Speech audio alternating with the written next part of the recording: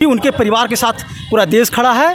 हम लोग सब खड़े हैं। अभी सरकार को कम से कम अभी 10 करोड़ रुपया उनको देने की ज़रूरत है, ताकि उनसे देखिए पैसा देने से आप उसका दर्द खत्म नहीं हो सकता है, लेकिन उनका जो हर्जाना है ना, उनका जो क्षति है, कम से कम वो अपने पूर्ति नहीं कर सकते, लेकिन उनके सर्वाइवल के लिए कम से कम 10 करोड़ रुपया उनको तत्काल मदद की ज़रूरत है। और जो भी है CBI जो जाँच कर रही है, और जो मुझे लगता है कि सरकार को ये भी इंटरफेरेंस करना चाहिए, हाईकोर्ट को इंटरफेरेंस करना चाहिए कि आप कमीशन एस्टैब्लिश कर लीजिए। मतलब इनके सारे बॉडी पार्ट में जख्म दिया गया है और CCTV कैमरा वहाँ लगा हुआ था।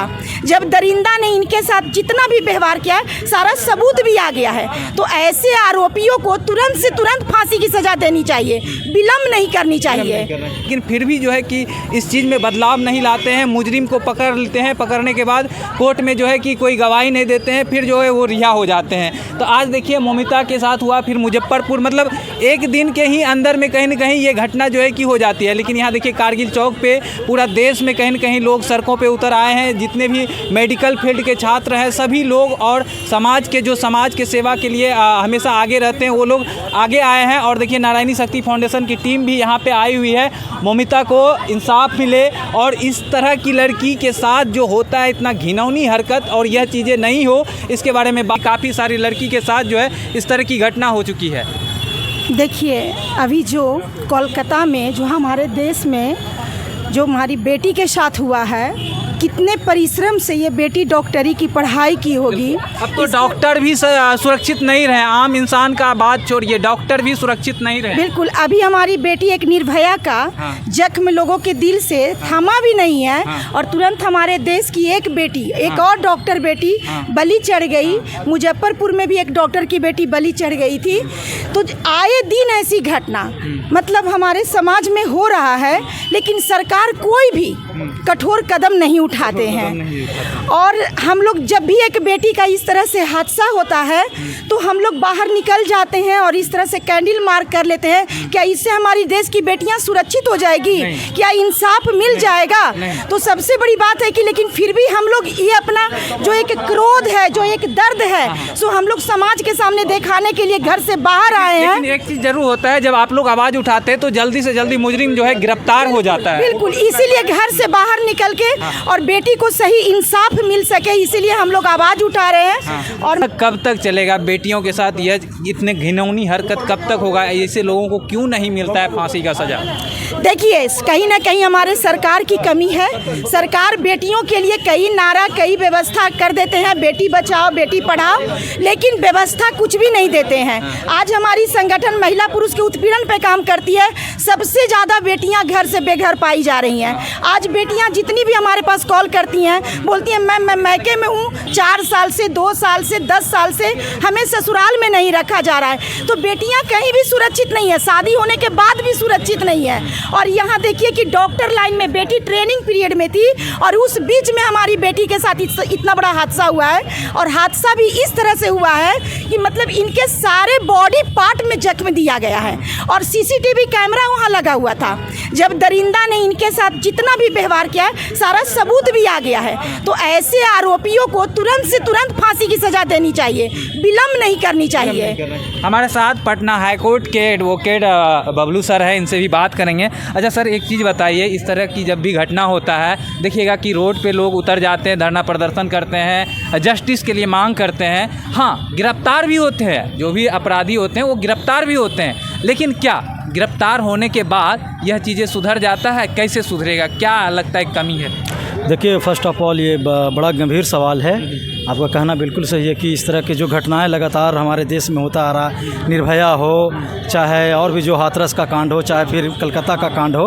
लेकिन सिंपल सा आप समझिए कि आप ADR का एक रिपोर्ट पढ़िएगा और NCRB का रिपोर्ट पढ़िएगा, जो गवर्नमेंट का जो संगठन है, कि एक मिनट रुकना चाहेंगे। उधर एक बार विजुअल दिखाई दीजिएगा। देखिए मेडिकल के जितने भी छात्र छात्राएँ हैं, वो लोग भी यहाँ पे कारगिल चौक पे पहुँच गए हैं, और पता नहीं किस कॉलेज से है, लेकिन वो लोग भी यहाँ जस्टिस की मांग करने के लिए पहुँच गए हैं। देखिए इस तरह से आज आज जो है कि पूरा दिन 17 अगस्त है ना, 17 अगस्त के दिन पूरा दिन जो है कि पूरा बंद रहा। और देखिए सभी लोग वी वांट जस्टिस के लिए जो है कि रोड पे आ गए हैं। हम चाहेंगे कि आप थोड़ा विजुअल दिखाइए, देखिए किस तरह से। और रात के कितना बज रहे हैं सर? अभी कितने बज रहे हैं देखिए तो एक बार। हाँ देखिए ये लोगों का गुस्सा देखिए सर, गुस्सा देखिए देखिए आप जब तक पॉलिटिशियन का इंटरफेरेंस नहीं बंद होगा तब तक हमारे देश में इस तरह का होते रहेगा।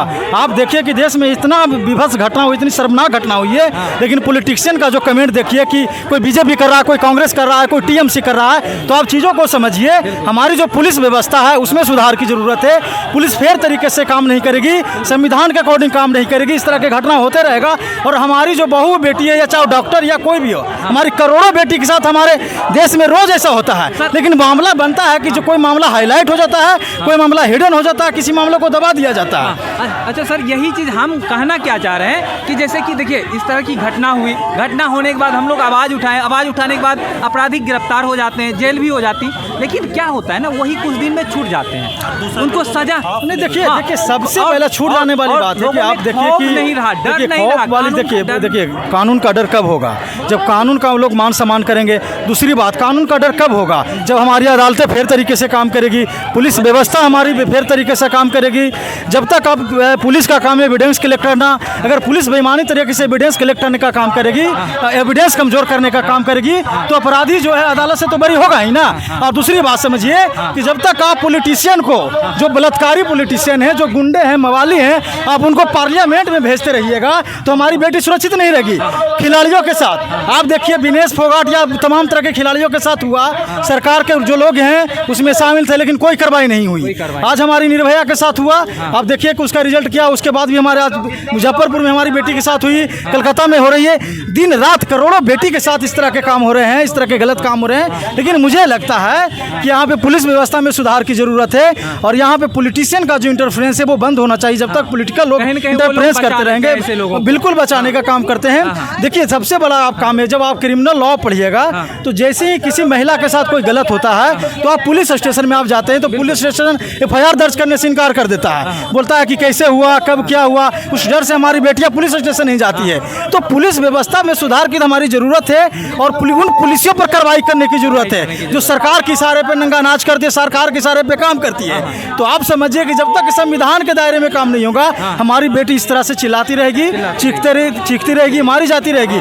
तो मुझे लगता है कि सारे देशवासियों को एक होकर इन पॉलिटिशियन को सबक सिखाने की जरूरत है। और जब तक हमारे ईमानदार लोग बेहतर छवि वाले पार्लियामेंट में नहीं जाएंगे, तब तक हमारे लिए एक बेहतर लॉ नहीं आएगा, बेहतर लॉ नहीं आएगा, तब तक हमारे समाज में इस तरह के घटना होते रहेंगे, अपराध नहीं रुकेगी। आप एनसीआर भी पढ़िए, एडीआर का रिपोर्ट पढ़िए। पार्लियामेंट में मैक्सिमम लोग वहाँ पे बलात्कार या गुंडे लोग वहाँ पे शामिल हैं। वो क्या हमारे बेटी के लिए लड़ेंगे भाई? अब हमको यहाँ पे सड़क पर उतरने की क्या जरूरत है? हमारे पास इतने स्ट्रॉन्ग लॉ है। आप पॉक्सको पढ़िए, आप पढ़िएगा, गर्ल्स के बारे में पढ़िएगा, तो आजीवन कारावास, लाइफ इम्प्रिजनमेंट का इसमें व्यवस्था किया गया है। लेकिन सवाल बनता है कि भाई पुलिस किस तरीके से काम कर रही है, किसके प्रेशर में काम कर रही है, कोर्ट किस तरह से काम कर रही है, कोर्ट किसके प्रेशर में काम कर रही है, ये सवाल न बनता है। तो हम लोग तो अदालत में देखते हैं ना कि जब एविडेंस स्ट्रॉन्ग नहीं रहेगा, एविडेंस स्ट्रॉन्ग करने का किसका काम है? प्रोसिक्यूशन का काम है, पुलिस का काम है। पुलिस अच्छी से जांच नहीं करेगी, चार्जशीट बढ़िया से फाइल नहीं करेगा, डायरी बढ़िया से मेंटेन नहीं करेगा, पैसे पे बिक जाएगी, पॉलिटिशियन के दबाव में आकर वो चीज़ों को चेंज करेंगी। एक डाउट से आप समझिए कि अदालत में हम लोग लड़ते हैं केस, ओनली वन डाउट से जो है कि जो अपराधी जो है कि वो एक्यूट हो जाता है, बरी हो जाता है। तो ये आप समझिए कि पुलिस का यहाँ पे सबसे बड़ा रोल है कि किस तरह से एविडेंस कलेक्ट करना है, किस तरह से प्रोसिक्यूशन स्टोरी को स्ट्रॉन्ग करना है, और अदालत में को करना है। अदालत तो हमारी काम करती ही है, कहीं वो काम कम और अपना रिलेशन, अपना दोस्ती जो है ज़्यादा निभाने। देखिए आप पुलिस को देखिए कि पुलिस व्यवस्था को देखिए कि जब पुलिस लोग रिटायर होते हैं, या पुलिस को देखिए कि जाके प्रधानमंत्री के साथ फोटो खिंचवा रहे हैं, सीएम के साथ फोटो खिंचवा रहे हैं, किसी मिनिस्टर के विधायक के साथ फोटो खिंचवा रहे हैं, और आप उनसे न्याय की उम्मीद कैसे कर सकते हैं? आप बताइए कि हमारे 3 व्यवस्था, 3 टायर व्यवस्था है, एग्जीक्यूटिव है, लेजिस्लेटिव है और जुडिशरी है। जुडिशरी तो काम कर रही है, लेकिन एग्जीक्यूटिव जो हमारी जो पुलिस व्यवस्था है, भाई आप सेल्फी लीजिएगा तो आप कैसे उम्मीद कर सकते हैं कि वो फेयर तरीके से काम कर रही है? अगर उसमें किसी नेता का बेटा हो, उस पर कार्रवाई क्यों नहीं होती है? किसी बहुत बड़े उद्योगपति का बेटा हो, उस पर कार्रवाई क्यों नहीं होती है? तो ये समझने की ज़रूरत है, जनता को ऐसे सिस्टम को उखाड़ फेंकने की ज़रूरत है, समझिए ना। और जब तक बलात्कारी लोग जाते रहेंगे पार्लियामेंट में, जब तक सिस्टम ऐसे लोग रहेंगे, आप देखिए ना ब्रजभूषण सिंह को देखिए, महिला खिलाड़ी के साथ क्या हुआ? कोई कार्रवाई नहीं हुई, कोई कार्रवाई नहीं होगी। और आम लोग जो देखिए कि आम लोग यहाँ पे चिल्ला रहे हैं, आप कमेंट पढ़िएगा तो कोई बीजेपी का सपोर्टर, कोई कांग्रेस का सपोर्टर, कोई टीएमसी का सपोर्टर, कोई आरजेडी का, तो कोई जेडीयू का। तो ऐसे नहीं होगा भैया, ऐसे नहीं होता है। हमारा संविधान है, आप संविधान पे भरोसा करिए। और जिसके साथ भी गलत होता है, चाहे बेटा हो, बेटी हो, हमारी कोई भी बहन हो, तो उसमें तुरंत कार्रवाई की जरूरत है, तुरंत आदमी को एकजुट होने की ज़रूरत है। ये बहुत अच्छा मैसेज है हमारे लिए, हमारे देश के बेहद बेटियों के लिए, कि इतने नौजवान यहाँ पे खड़े हैं, चाहे किसी भी फील्ड का हो, डॉक्टर हो या इंजीनियर हो, वकील हो, बिजनेसमैन हो, कोई भी हो। तो एक अच्छा मैसेज है कि हमको इस तरह से खड़ना है एक तानाशाही सरकार के खिलाफ। आप समझिए कि इस मामले मोमिता के मामले में सीबीआई को एक्शन लेना पड़ा है, सुप्रीम कोर्ट तक मैटर वहाँ पे चला गया है। वहाँ की सरकार फेयर तरीके से काम नहीं कर रही है। वहाँ के ममता बनर्जी जी सड़क पे है, पोस्टर लेके बीजेपी और टीएमसी और लेफ्ट राइट विंग कर रही है। तो आप समझिए कि सीएम है, एक महिला सीएम है, उनको एक बच्ची का दर्द समझना चाहिए। जब एक महिला एक बच्ची का दर्द नहीं समझ सकती है, जो पुरुष कैसे समझ सकता है? आप सिंपल सा समझिए कि वही सीएम जो ममता बनर्जी है, वही अपने पाप मार खा के आई थी सत्ता में, उनके साथ गलत हुआ था तब वो सत्ता में आई थी।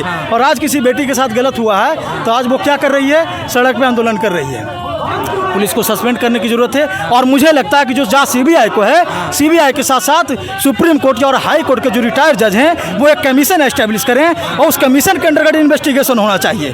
तब ये दूध का दूध पानी का पानी होगा कि कौन उसमें शामिल हो और कौन उसमें दंगा करने वाले लोग हैं, कौन हॉस्पिटल को जलाने वाले लोग हैं और कौन उनके बलात्कार में वो जितने भी जघन्य अपराध किए हैं, कौन लोग शामिल हैं। तो ये इस चीज़ पर काम होना चाहिए। क्या लगता है इस तरह से रोड पे जिस तरह से ये लोग धरना प्रदर्शन कर रहे हैं, आवाज़ में उठा रहे हैं, इंसाफ मिल सकता है? उम्मीद करें। देखिए, मामला चूंकि अदालत में जा चुका है और जब अदालत में जाता तो कहा जाता है, कहावत है ना कि सारे दरवाजे बंद जब हो जाते हैं तो न्यायालय का दरवाज़ा खुला रहता है। और मामला हाई कोर्ट में भी, वेस्ट बंगाल हाई कोर्ट में है, सुप्रीम कोर्ट में भी सरकार ने बोला है सीबीआई को जांच करने के लिए, वहाँ के टीएमसी सरकार को झटका मिला है। तो मुझे लगता है कि न्याय मिलेगा, जैसे निर्भया को न्याय मिला। हाँ, देरी होती है।